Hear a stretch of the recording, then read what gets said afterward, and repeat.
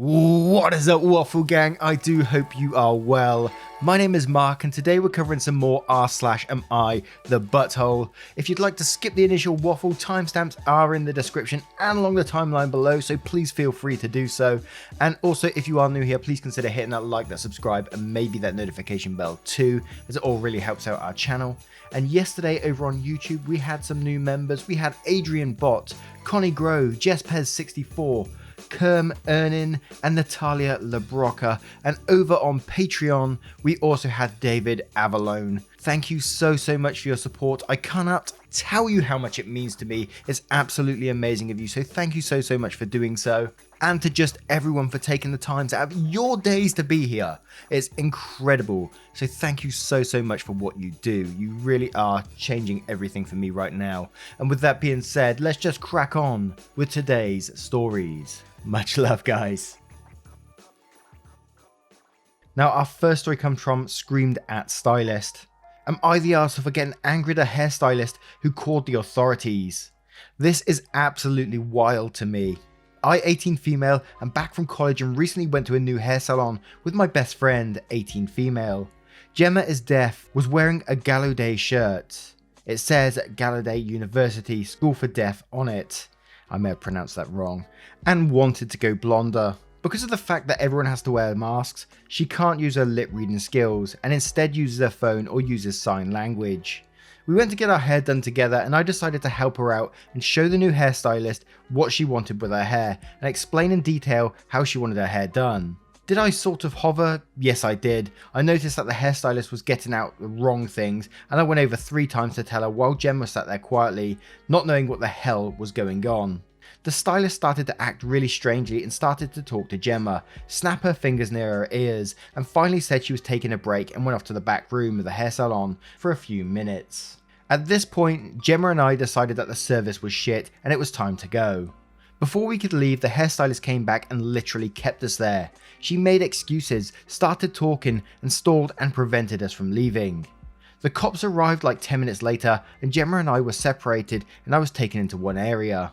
I was asked a few questions and I answered. I showed them pictures of us as children and our Instagram and Snap stories. I called my dad and the cops understood everything. It turns out the hairstylist had assumed that Gemma was being human trafficked because she was catatonic in her chair. She was unresponsive, she seemed agitated by waving her hands around, and I was doing all of the talking for her. The cops left and I went out to scream at the hairstylist. I used some choice words, called her some mean things, and because it's a chain, I forced her to call her manager so I could watch her get fired on the spot. I was extremely angry and I told her that she was the stupidest bee in the world for all of the drama. Am I the arsehole for screaming at the stylist? We left with a lot of free stuff and gift cards, but my friends say that she was doing her job. I think that she was a nosy bitch. Now, I personally think this one is going to be an everyone sucks here story. And if the way I've read the story that you went in there, your friend just sat down, didn't say anything, just looked straight at the mirror and didn't say anything at all or act in any way, and you just kept coming over and talking, I can see why she might be a bit concerned. It's kind of strange behavior. I don't understand why you didn't just explain. Your friend is deaf, so you're explaining things for her. And let's not pretend that human trafficking isn't a thing, and it's certainly out there. Would someone take someone to a hair salon? Who knows, right? But stalling you and calling the cops may have been slightly over the top, maybe. I don't even know. I think that personally they kind of did the right thing in some ways. You know, if they were concerned, I think you should absolutely raise these concerns with someone rather than just, let them go out the door and then call the cops, because what use is that going to be? So with that one being said, I'm going to turn it to a controversial you're the arsehole, especially with the comments after the way you said you was going to wait there for the boss to come and fire her on the spot, because that's just shitty behavior too, in my opinion. But let's read some of the comments below to see what they say. Pudge the Fish says, everyone sucks here except Gemma. I was with you until the cops explained the concern was for human trafficking. The struggle for people who lip read, even partially, is real. They often need people to help right now. Did you explain that she is deaf and give the hairstylist the idea that she could type things to her so she could answer for herself? The hairstylist could have handled it way better and figured out a way to communicate with Gemma before she escalated the situation to involve the police. You should have handled your temper better and understand that if your friend was being trafficked, she would have been saved. Also, I do believe hairdressers are taught to notice the signs of abuse and respond to them by calling the police. And that is absolutely true, actually. I know a hairdresser who is trained with these specifics as well. If they think like there's some form of sort of domestic abuse going on, they're trained to talk to them and give them a card. And, you know, it doesn't always play out well when they do give this card that they think they're being abused. But, you know, it's better to give this card now than do nothing, basically. And Poke says, "You're the arsehole. I understand this is a terrible situation, but I truly believe the stylist was worried. I once broke my elbow for the second time in 6 months. My ex-boyfriend was a big and grumpy dude. They held me longer at hospital and sent him out the room with an excuse because they were worried I was a domestic abuse victim. If someone caring is worried and makes a mistake out of care, it's not okay to yell at them. I understand the situation was horrible, but she did the thing she thought was right." And Timothy says, "You're the arsehole.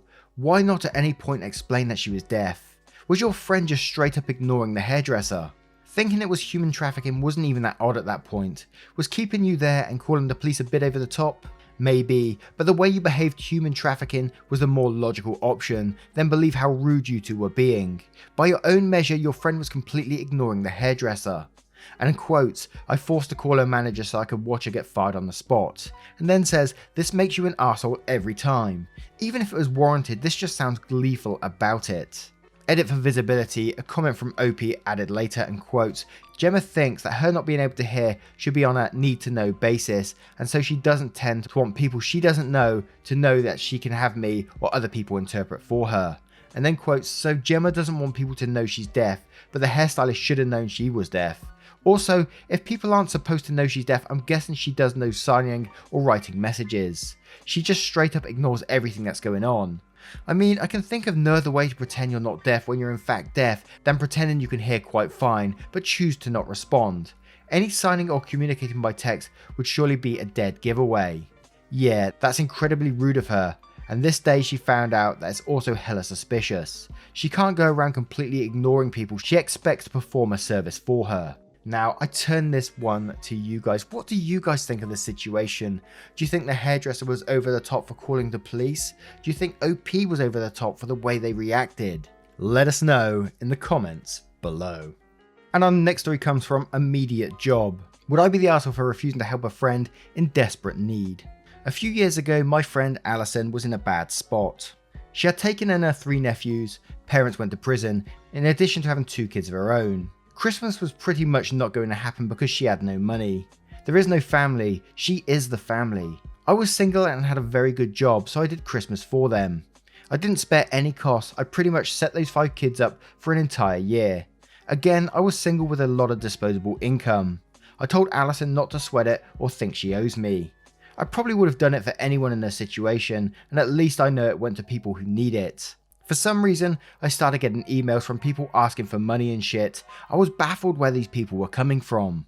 They said Alison gave them my information and that I was this nice guy who liked helping out people with no strings attached. I was furious. Alison got defensive about it and I just ended our friendship and didn't speak to her for 3 years. She recently emailed me to see how I was doing. I said fine. She said she was embarrassed but was in a tight spot. She was having financial issues and was wondering if I could save Christmas one more time for her. I believe she is in a bad spot again, but I don't want to. She burned me pretty bad. It would be no sweat off my back to save Christmas, but not worth being labelled and treated like a nice guy.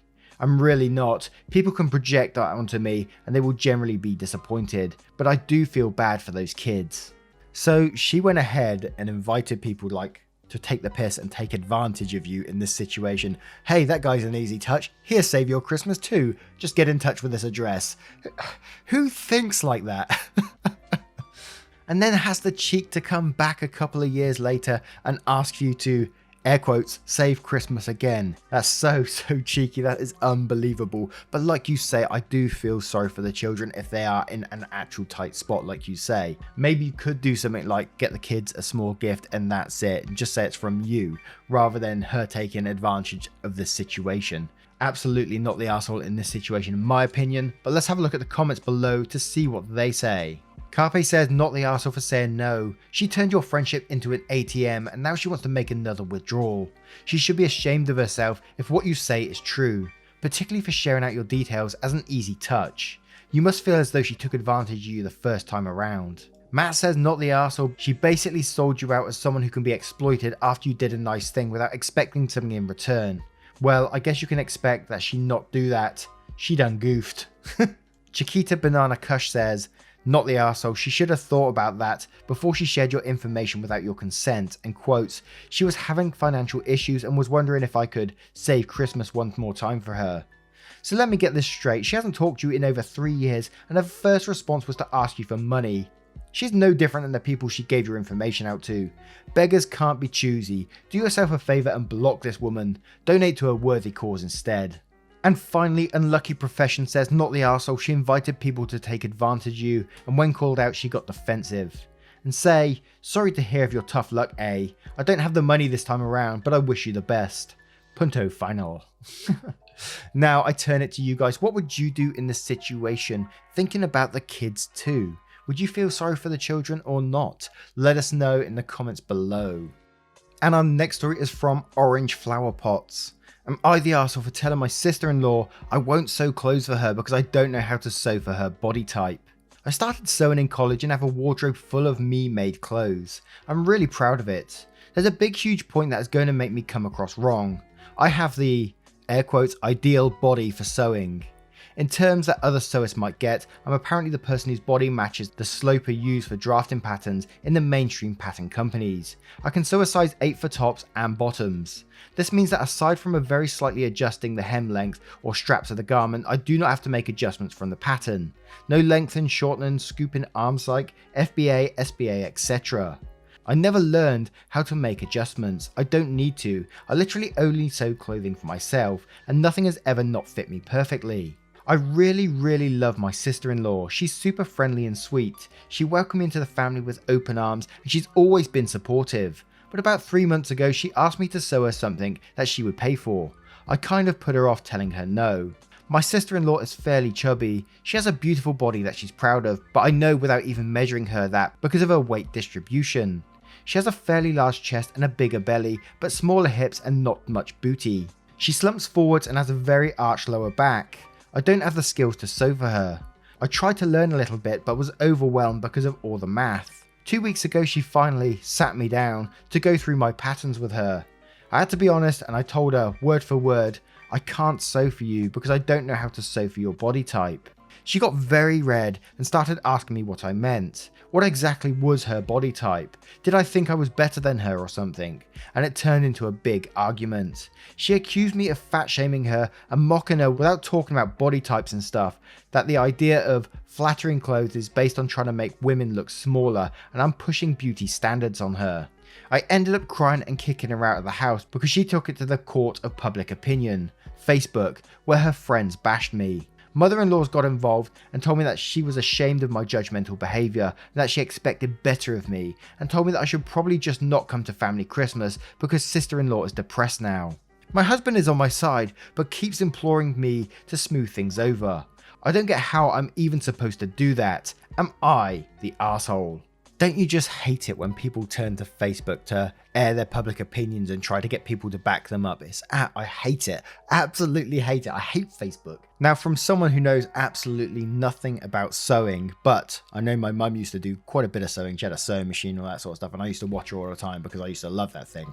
when it was, because she was super quick at it too. But she could, like OP, could only make a certain type of clothing, like out of her range. She just couldn't do, and it was just something that she couldn't do right. So absolutely not the arsehole in this situation. And as you said, you're not fat shaming her. You're just saying you couldn't do it. Maybe there was a way you could have been maybe slightly more tactful and just sort of bypassed it by saying, sorry, you don't have the materials or you don't have the pattern for it or something like that. Totally lost all sympathy with me when she turned to Facebook. So not the arsehole in my opinion, and I can't believe your family. You need to explain to them the situation properly, I think, and then they should definitely apologize to you. But let's turn to the comments to see what they say. Candyland Canada says, "Hoo boy, people who don't sew are not going to get this one at all. This is not a question of judgment. There is no fat shaming here, nor is it a matter of being unwilling to help. It's purely a question of skill.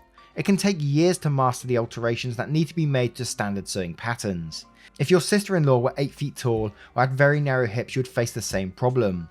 Explain to your sister-in-law and mother-in-law that they improperly jumped to the wrong conclusion and that you are the one who is offended that they think so little of you. By the way, your sister-in-law isn't depressed about what you said, she's depressed about her own circumstances and projecting that onto you. The easy target. There's not much you can do to smooth this over, as you can't suddenly develop the necessary skills overnight. Not the arsehole. Luminous Larkspur says, not the arsehole, you aren't capable of doing it. You could probably have been more tactful, i.e. telling you don't have the patterns for your size and you aren't knowledgeable on making clothing in any size other than your own. But she's being unfair and taking what you said as a personal attack, and involving Facebook is super immature.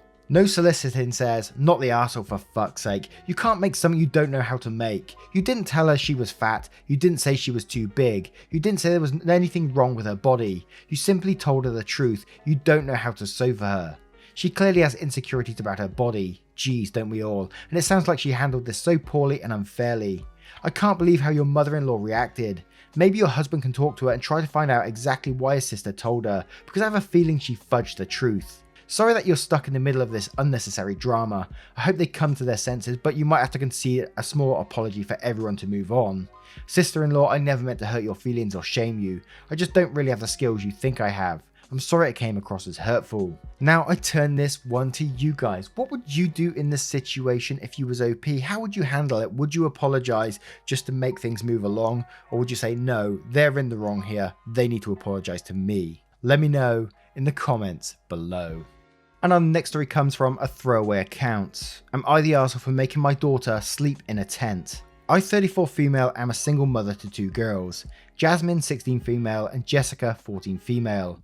Their dad died when I was pregnant with Jess, and I had to work hard. We hit rock bottom and I was barely making paycheck to paycheck, but I managed to get a degree, become successful, and live well. Point is, I know how fucking hard it is to be at the bottom of society, and my daughters know this, which is why I was livid at my daughter's actions. Yesterday, Jasmine showed me a video of Jessica cussing a homeless man out and telling him, "Stop asking for money, you'd earn it yourself if you weren't so fucking lazy and spend it on what you earned on substances." When the homeless man complained about the cold, we live in northeast England, Jessica responded, "Yeah, people camp for fun, even in December. You can't complain, you're living someone's holiday." Fury was an understatement for what I felt, as I thought I raised an empathetic daughter. Along with finding the homeless man and making her apologise and help pay for a hotel room for a night for him, she paid £20, as well as her signing up to a volunteer at a food bank. I decided to take her up on her offer of sleeping outside. I locked her bedroom door so she couldn't go in, put a sign on it saying, "Closed for the holidays," pitched a tent in the garden and filled it with blankets and the sleeping bag I used when I was camping in Norway on a family holiday as a teen, aka really bloody thermal. I slept in the room closest to the garden for the night so I was nearby if anything was to go wrong. She was reluctant to do it but chose it over the option of not having access to her phone until the Christmas holidays are over. In the morning she was crying about how horrible it was to wake up on a cold mat and get disrupted sleep due to birds. After comforting her, I asked her would she like to do that every day like the homeless man. It struck a chord with her and she was crying over her actions, while even after the £20 she was rolling her eyes and her apology was not sincere. This afternoon I came home from work to Jessica making a big meal to donate to the homeless people who live on the road near our house. I was proud of how she turned over a new leaf, and after taking the food to the people, my sister came over. Apparently my nephew and Jessica were talking at school and he asked her about her plans for the afternoon. She said that she was going to cook for the homeless. My nephew asked what triggered that and Jess told him everything, which relayed back to his mum. My sister said that my punishment was too harsh and just the £20 and the food bank would have done the trick, and I was acting irrationally due to my past. Now I'm second guessing myself. Am I the arsehole? You know, OP didn't go out their way in this story to punish them as such. They went out to teach them a lesson in empathy, and I think the point got across very well in my opinion, and it almost brought me to tears reading that last line where she came home and saw her cooking for the homeless people. And hell, sleeping out in the garden in a tent isn't that much of a punishment anyway. It isn't that hard, you know. We used to do that for fun as kids. OP sounds like a great parent who's been through a lot and is passing down their knowledge and their own empathy to their daughters, which I think is fantastic and we need more of in the world. You've taught this girl a good lesson and she sounds like she's gonna just pass that on and do good things with it. So good one, OP. And let's have a look at the comments below to see what they say. Deed42 says, not the arsehole. Sounds like the apology and £20 wasn't enough. Walking a mile in their shoes taught her empathy. Sunshine Massacre said, not the arsehole, you did a good thing here. You weren't being cruel or unusual in any way. You provided her blankets and a warm sleeping bag, and you didn't force her to do anything. You gave her the option to camp or lose her phone. She clearly learned a lesson and feels genuine remorse. You should be proud of how you handled the situation and proud of your daughter for changing her ways. And Chance Historian says, this is solid gold, 100% fantastic parenting. Especially because you weren't trying to simply punish her, you're ensuring she experienced what it is she was abusing the man who was homeless for. It's such an important lesson. Sometimes if we think we're raising empathetic children, it's hard to learn without experience. Also, you know how it worked out because your daughter's reaction and thoughtfulness afterwards. Good for you and good for Jessica. It's lovely to know there's a bit more empathy in the world now. And Sideways in Time says, not the arsehole, the proper cold weather outdoor camp gear and you staying within a view of the garden window made this safe way to teach your daughter some perspective. It works wonders. Be proud of yourself. Now, I turn this one to you guys. Do you think that was good parenting or do you think there was a better way to do it? Don't forget to let me know in the comments below. Once again, guys, thank you for being here today. I hope you have enjoyed today's stories. And if you have, you know what to do. Hit that like, subscribe, maybe that notification bell too. Come and join us for our Christmas competition over on Discord. It'd be lovely to have you there. Lots of entries so far and prizes at the end of the month. And as some of you requested, we have our merch store down in the link in the description too. Feel free to go on over there. Some wacky designs too. Anyway, thank you for being here. Much love to you and I hope you have a great day ahead of you. Take care now. Goodbye. Much love.